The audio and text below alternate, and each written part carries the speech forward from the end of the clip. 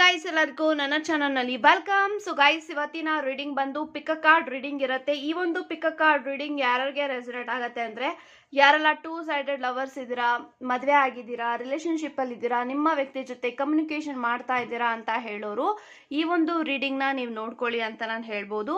So concept ಏನು ಅಂತ ಅಂದ್ರೆ ನಿಮ್ಮ ವ್ಯಕ್ತಿಯ ಲೇಟ್ ನೈಟ್ ಥಾಟ್ಸ್, ಸೊ ತಡರಾತ್ರಿಯಲ್ಲಿ ಬರುವಂತಹ ಕೆಲವೊಂದು ಆಲೋಚನೆಗಳು ನಿಮ್ಮ ಬಗ್ಗೆ ಏನ್ ಮೂಡುತ್ತವೆ ನಿಮ್ಮ ವ್ಯಕ್ತಿಯಲ್ಲಿ ಅನ್ನೋದು ಈ ಒಂದು ರೀಡಿಂಗ್ ಅಲ್ಲಿ ಇರುತ್ತೆ. ಸೊ ಡೆಫಿನೆಟ್ಲಿ ಒಂದು ರೀಡಿಂಗ್ ನಿಮ್ಗೆ ಇಷ್ಟ ಆಗುತ್ತೆ ಅಂತ ಅನ್ಕೊಳ್ತಾ, ಸೊ ಎಸ್ ಗೈಸ್ ಇವಾಗ ರೀಡಿಂಗ್ ನ ಸ್ಟಾರ್ಟ್ ಮಾಡೋಕ್ಕಿಂತ ಮುಂಚೆ ನನ್ನ ಚಾನಲ್ಗೆ ಇನ್ನೂ ಯಾರು ಸಬ್ಸ್ಕ್ರೈಬ್ ಮಾಡ್ಕೊಂಡಿಲ್ಲ ಗೈಸ್ ದಯವಿಟ್ಟು ಸಬ್ಸ್ಕ್ರೈಬ್ ಮಾಡ್ಕೊಳ್ಳಿ. ಹಾಗೇನೆ ಬೆಲ್ ಐಕಾನ್ ಪ್ರೆಸ್ ಮಾಡೋದು ಯಾವುದೇ ಕಾರಣಕ್ಕೂ ಮರಿಬೇಡಿ. ಅಂಡ್ ಈ ಒಂದು ರೀಡಿಂಗ್ ಟೈಮ್ಲೆಸ್ ರೀಡಿಂಗ್ ಆಗಿರುತ್ತೆ. ನೀವು ಯಾವುದೇ ವರ್ಷ ಯಾವುದೇ ತಿಂಗಳು ಫಾರ್ ಫಸ್ಟ್ ಟೈಮ್ ಈ ಒಂದು ರೀಡಿಂಗ್ ನ ನೀವು ನೋಡಿದ್ರೆ ಖಂಡಿತ ನಿಮಗೆ ರೆಸನೇಟ್ ಆಗುತ್ತೆ. ಅಂಡ್ ಪರ್ಸನಲ್ ರೀಡಿಂಗು ಮತ್ತೆ ಟ್ಯಾರೋ ಕೋರ್ಸ್ನ ತಗೊಳ್ಳೋದಕ್ಕೆ ಯಾರಿಗೆ ಇಂಟ್ರೆಸ್ಟೆಡ್ ಇದೆ ಅವರು ನನ್ನ ಕಾಂಟ್ಯಾಕ್ಟ್ ಮಾಡಬಹುದು. ನನ್ನ ನಂಬರು ಡಿಸ್ಕ್ರಿಪ್ಷನ್ ಬಾಕ್ಸ್ನಲ್ಲಿ ಇರುತ್ತೆ, ಹೋಗಿ ಚೆಕ್ಔಟ್ ಮಾಡಿ ಅಂತ ಹೇಳ್ತಾ, ಸೊ ಇಲ್ಲಿ ನಾನು 2 ಕ್ರಿಸ್ಟಲ್ಸ್ನ ಕೊಟ್ಟಿದ್ದೀನಿ. ಫಸ್ಟ್ ಕ್ರಿಸ್ಟಲ್ ಬಂದು rose quartz and second crystal ಬಂದು ಟರ್ಮಲಿನ್, ಬ್ಲ್ಯಾಕ್ ಟರ್ಮಲಿನ್. ಇವೆರಡು ಕ್ರಿಸ್ಟಲ್ ಅಲ್ಲಿ ಯಾವುದು ನಿಮಗೆ ಅಟ್ರಾಕ್ಟ್ ಆಗ್ತಾ ಇದೆ ಆ ಕ್ರಿಸ್ಟಲ್ನ ನೀವು ಚೂಸ್ ಮಾಡ್ಕೊಳ್ಳಿ.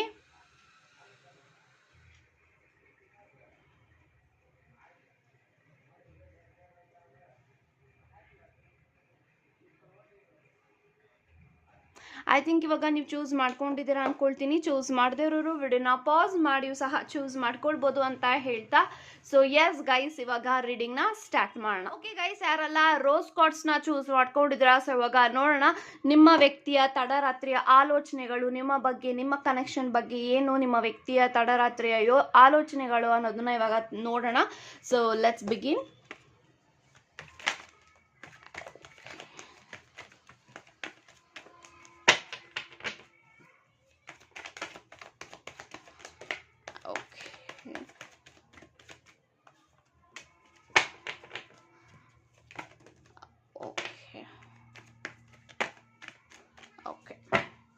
So bottom of the card 3 of swords ಇದೆ. ಸೊ ಗೈಸ್ ಯಾರೆಲ್ಲ ಫಸ್ಟ್ ಪೈಲ್ನ ಚೂಸ್ ಮಾಡ್ಕೊಂಡಿದ್ರ, ಇಲ್ಲಿ bottom of the card we have 3 of swords and we have 4 of pentacles, 6 of cups, temperance, 6 of swords and we have page of pentacles, 7 of pentacles, knight of pentacles, okay,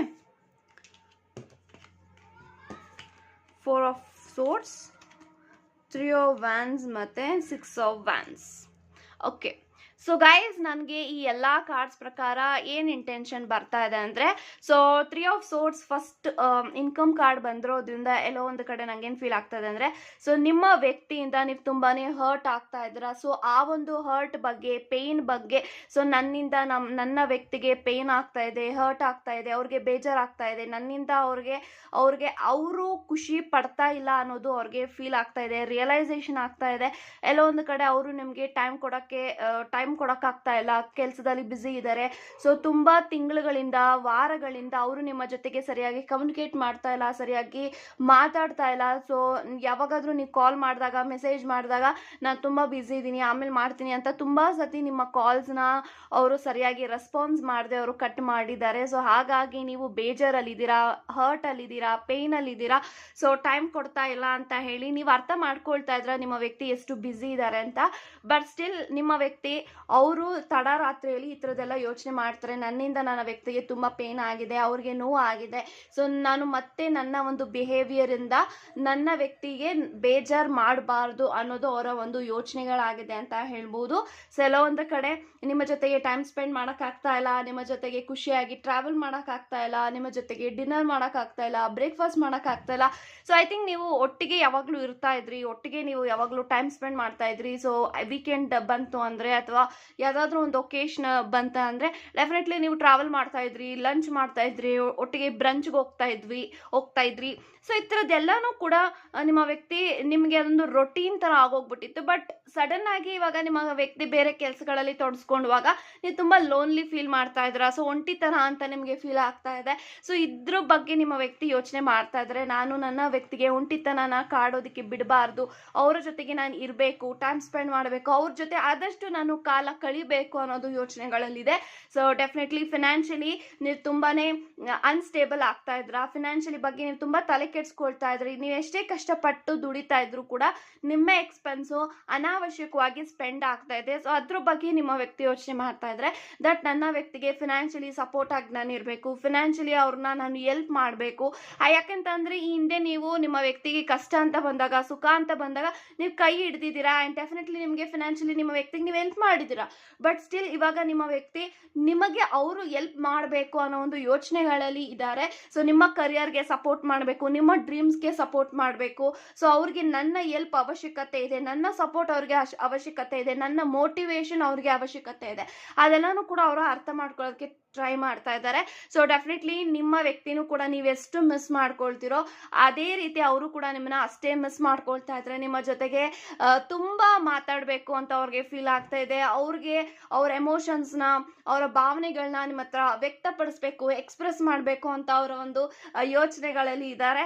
so definitely 4 of swords ಇದೆ, 6 of swords ಇದೆ, 4 of wands ಇದೆ, 6 of wands ಇದೆ. ಎಲ್ಲ cards ಪ್ರಕಾರ ಏನು intention ಬರ್ತಾ ಇದೆ ಅಂದ್ರೆ ನಿಮ್ಮ ವ್ಯಕ್ತಿನೂ ಕೂಡ ತುಂಬಾ ಸ್ಟ್ರೆಸ್ ಅಲ್ಲಿ ಇದ್ದಾರೆ, ಬೇಜಾರಲ್ಲಿ ಇದ್ದಾರೆ ಅಂಡ್ ಅವ್ರಿಗೂ ಕೂಡ ನಿಮ್ಮನ್ನ ನೋಡಕ್ಕಾಗದೆ, ಮಾತಾಡ್ಸಕ್ಕಾಗದೆ ಇರೋದಿಕ್ಕಾಗಲ್ಲ. ಸೊ ಆದಷ್ಟು ಬೇಗ ಅವರು ನಿಮ್ಮನ್ನ ಮುಂದೆ ಬರುವಂತ ದಿನಗಳಲ್ಲಿ ಮೀಟ್ ಮಾಡಬೇಕು, ಸರ್ಪ್ರೈಸ್ ಕೊಡಬೇಕು, ಐ ಥಿಂಕ್ ಏನೋ ಒಂದು ಪ್ರೆಸೆಂಟ್ ಮಾಡಬೇಕು ಅಂತ ಇದ್ದಾರೆ. ಐ ಥಿಂಕ್ ಆ ಒಂದು ಪ್ರೆಸೆಂಟೇಷನ್ ಇಂದ ನಿಮಗೆ ತುಂಬಾನೇ ಆಶ್ಚರ್ಯ ಆಗುತ್ತೆ. ನನ್ನ ವ್ಯಕ್ತಿಗೂ ಕೂಡ ಈ ಥರದೆಲ್ಲ ಲೈಕ್ ಏನೋ ಮೈಂಡ್ಗೆ ಬರ್ಬೋದಾ ನನ್ನ ಬಗ್ಗೆ ಅಂತ. ಸೊ ಐ ಥಿಂಕ್ ಒಂದು ಪ್ರೆಸೆಂಟೇಷನ್ ಕೊಡೋದ್ರ ಮೂಲಕ ನಿಮ್ಮನ್ನ ಲೈಕ್ ಏನೋ ಸ್ವಲ್ಪ ಮಟ್ಟಿಗೆ ಅವರು ಲೈಕ್ ಏನೋ ಯಾಕೆ ನಿಮಗೆ ಅವರು ಪ್ರೆಸೆಂಟೇಷನ್ ಕೊಡಬೇಕು ಅಂತ ಇದ್ದಾರೆ ಅಂದರೆ ತುಂಬ ಸತಿ ಅನ್ಕೊಂಡಿದ್ದಾರೆ that I should give something surprise to my person. But ಅದಾಗಿರಲಿಲ್ಲ. ಬಟ್ ನಾವು ಅದ್ರ ಬಗ್ಗೆ ಯೋಚನೆ ಮಾಡ್ತಾ ಅವ್ರಿಗೆ ತುಂಬಾನೇ ಒಳಿತಾ ಇದೆ ತಲೆಗೆ ಏನೇನು ಕೊಡಬೇಕು ಅಂತ. ಸೊ ಹಾಗಾಗಿ ಆ ಒಂದು ಪ್ರೆಸೆಂಟೇಷನ್ ಮುಂದೆ ಬರುವಂಥ ದಿನಗಳಲ್ಲಿ ಒಂದು ಸರ್ಪ್ರೈಸ್ ಆಗಿ ನಿಮಗೆ ಬರುತ್ತೆ ಅಂತ ಹೇಳ್ಬೋದು. ಸೊ ತುಂಬಾನೇ ನಿಮ್ಮ ವ್ಯಕ್ತಿ ಈ ಒಂದು ಪ್ರೀತಿಯಲ್ಲಿ ಸುಖವಾಗಿದ್ದಾರೆ, ಸ್ಯಾಟಿಸ್ಫ್ಯಾಕ್ಷನಲ್ಲಿ ಇದ್ದಾರೆ. ಸೊ ನಿಮ್ಮ ಒಂದು ಪ್ರೀತಿ ಬಗ್ಗೆ ಅವ್ರಿಗೆ ಯಾವುದೇ ರೀತಿ ಅನುಮಾನ ಇಲ್ಲ, ತುಂಬಾನೇ ಭರವಸೆ ಇದೆ, ತುಂಬಾನೇ ಹೋಪ್ ಇಟ್ಕೊಂಡಿದ್ದಾರೆ. ಸೊ ನಾನು ಅರ್ಥ ಮಾಡ್ಕೊಳ್ತೀನೋ ಇಲ್ವೋ, ನನ್ನ ವ್ಯಕ್ತಿ ನನ್ನ ಅರ್ಥ ಮಾಡ್ಕೊಳ್ತಾರೆ ಅನ್ನೋ ಒಂದು ಭರವಸೆಯಲ್ಲಿ ನಿಮ್ಮ ವ್ಯಕ್ತಿ ಕಾಲ ಕಳೀತಾ ಇದ್ದಾರೆ ಅಂತ ಹೇಳ್ಬೋದು. ಸೊ ನೀವು ತುಂಬಾನೇ ಪ್ರೀತಿ ಕೊಟ್ಟಿದ್ದೀರಾ, ತುಂಬಾನೇ ಕೇರ್ ಮಾಡಿದ್ದೀರಾ. ಸೊ ಇವಾಗ ಮುಂದೆ ಬರುವಂಥ ದಿನಗಳಲ್ಲಿ ನಿಮ್ಮ ವ್ಯಕ್ತಿ ನಿಮ್ಮನ್ನ ಜೋಪಾನ ಮಾಡೋ ಕರ್ತವ್ಯ ಅವ್ರದ್ದಾಗಿದೆ, ನಿಮ್ಮನ್ನ ಪ್ರೀತಿ ಮಾಡುವಂಥ ಕರ್ತವ್ಯ ಅವ್ರದ್ದಾಗಿದೆ. So definitely you can experience a good relationship with your person. So ತುಂಬ ಕಷ್ಟಗಳನ್ನ ಪಟ್ಟಿದ್ರೆ ಆ ಕಷ್ಟಗಳೆಲ್ಲನೂ ಕೂಡ ಅವ್ರಿಗೆ ರಿಯಲೈಸೇಷನ್ ಆಗ್ತಾ ಇದೆ. ನನ್ನ ವ್ಯಕ್ತಿ ನನಗೋಸ್ಕರ ತುಂಬಾ ಸ್ಯಾಕ್ರಿಫೈಸ್ ಮಾಡಿದರೆ, ಸ್ಟ್ರಗಲ್ ಮಾಡಿದ್ದಾರೆ, ಅವ್ರಿಗೋಸ್ಕರ ನನ್ನ ಜೀವನವನ್ನು ಮುಡಿಪಾಗಿಸ್ಬೇಕು ಅಂತ ತುಂಬ ಯೋಚನೆ ಮಾಡ್ತಾ ಇದ್ದಾರೆ. So they are missing you so much, they are thinking you about 24/7 ನಿಮ್ಮ ಬಗ್ಗೆ ಯೋಚನೆ ಮಾಡ್ತಾನೆ ಇರ್ತಾರೆ, ಥಿಂಕ್ ಮಾಡ್ತಾನೆ ಇರ್ತಾರೆ. ಬಟ್ ಅವರು ಎಕ್ಸ್ಪ್ರೆಸಿವ್ ಇಲ್ಲ. So they R not something like very expressive. So ನಾನು ನಿನ್ನ ಮಿಸ್ ಮಾಡ್ಕೊಳ್ತಾ ಇದ್ದೀನಿ, ನಾನು ನನ್ನ ಜೊತೆಗೆ ಮಾತಾಡಬೇಕು, ಈ ಥರದ್ದೆಲ್ಲ ಅವರು ಹೇಳೋವಂಥ ವ್ಯಕ್ತಿಗಳಲ್ಲ. ಬಟ್ ನೀವು ತುಂಬ ಎಕ್ಸ್ಪ್ರೆಸಿವ್ ಇದ್ದೀರಾ. ಬಟ್ ನಿಮ್ಮ ವ್ಯಕ್ತಿ ನಿಮಗಿಂತ ಆಪೋಸಿಟ್ ಕ್ಯಾರೆಕ್ಟರ್ ಅಂತ ಹೇಳ್ಬೋದು.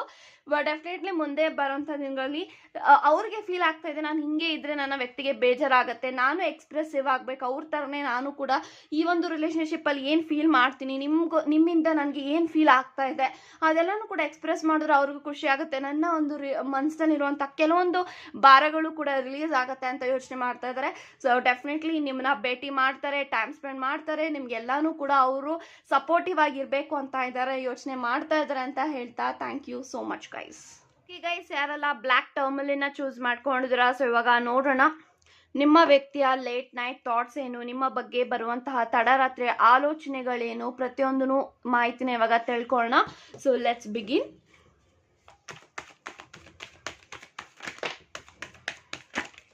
Okay,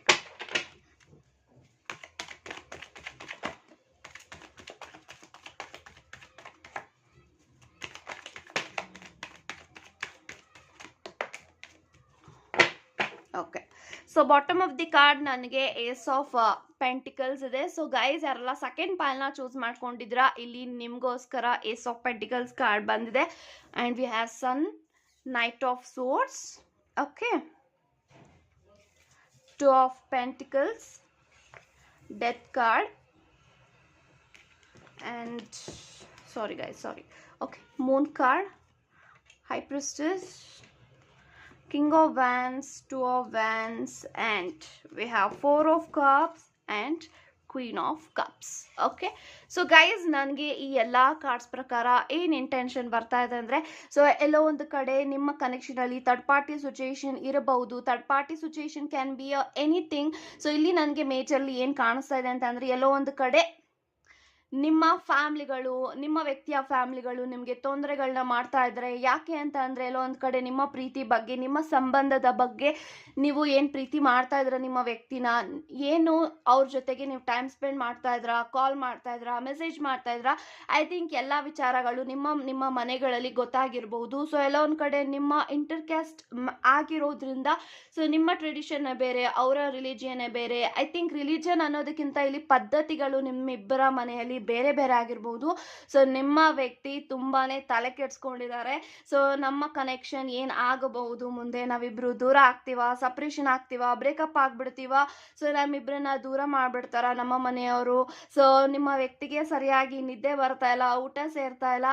so they are thinking about you ಅಂತ ನಾನು ಹೇಳ್ತೀನಿ. ಸೊ ಈ ಒಂದು ಕನೆಕ್ಷನ್ ಏನಾಗುತ್ತೆ, ನನ್ನ ವ್ಯಕ್ತಿ ನನ್ನಿಂದ ದೂರ ಆಗ್ತಾರ, ಅಥವಾ ನಮ್ಮ ಮನೆಗಳಲ್ಲಿ ಅವರ ಮನೆಗಳಲ್ಲಿ ನಮ್ಮಿಬ್ರನ್ನ ಸೇರ್ಸೋದಿಲ್ಲ, ಒಂದು ಮಾಡೋದಿಲ್ವಾ, ಈ ಥರ ಎಲ್ಲ ಯೋಚನೆ ಮಾಡ್ತಾ ಇದ್ರೆ, ಐ ಥಿಂಕ್ ಈಗ ಆಲ್ರೆಡಿ ನಿಮ್ಮ ಮನೆಗಳಲ್ಲಿ ನಿಮ್ಮನ್ನ ತುಂಬಾನೇ ಏನ್ ಮಾಡ್ತಾ ಇದಾರೆ ಅಂತಂದ್ರೆ, ತುಂಬಾನೇ ಬ್ಲಾಕ್ ಮಾಡ್ತಾ ಇದಾರೆ. ಅವ್ರ ಜೊತೆಗೆ ಮಾತಾಡೋಕೆ ಹೋಗ್ಬಿಡ, ಇವ್ರ ಜೊತೆಗೆ ಮಾತಾಡೋದಕ್ಕೆ ಹೋಗ್ಬಿಡ, ಆ ಒಂದು ಪರ್ಸನ್ನ ಮೀಟ್ ಮಾಡ್ಬೇಡ, ಸೊ ಅವ್ರ ಜೊತೆ ಕಮ್ಯುನಿಕೇಶನ್ ಮಾಡ್ಬೇಡ, ಈ ಥರದ್ದೆಲ್ಲನೂ ಕೂಡ ನಿಮ್ಮನ್ನ ಅವಾಯ್ಡ್ ಮಾಡು, ಇಗ್ನೋರ್ ಮಾಡು, ಸೊ ಅಂತ ಹೇಳ್ತಾ ಇದ್ದಾರೆ. So in the same way ನಿಮ್ಮ ಪರ್ಸನ್ ಮನೆಯಲ್ಲೂ ಕೂಡ ಇದೇ ವಿಚಾರವಾಗಿ ತುಂಬಾ ಜಗಳ ನಡೀತಾ ಇರ್ಬೋದು, ಆರ್ಗ್ಯುಮೆಂಟ್ಸ್ ನಡೀತಾ ಇರ್ಬೋದು. ನಿಮ್ಮ ಬಗ್ಗೆ ನಿಮ್ಮ ವ್ಯಕ್ತಿಗೆ ತುಂಬಾನೇ ಕಾಳಜಿ ಇದೆ, ಪ್ರೀತಿ ಇದೆ, ಕೇರ್ ಇದೆ, ರೆಸ್ಪೆಕ್ಟ್ ಇದೆ, ಗೌರವ ಇದೆ, ಹೋಪ್ ಇಟ್ಕೊಂಡಿದ್ದಾರೆ, ಭರವಸೆ ಇಟ್ಕೊಂಡಿದ್ದಾರೆ. ಈ ಒಂದು ಕನೆಕ್ಷನ್ ಅಲ್ಲಿ ತುಂಬಾ ದೂರ ನಿಮ್ಮ ವ್ಯಕ್ತಿ ಟ್ರಾವೆಲ್ ಮಾಡಿದ್ದಾರೆ.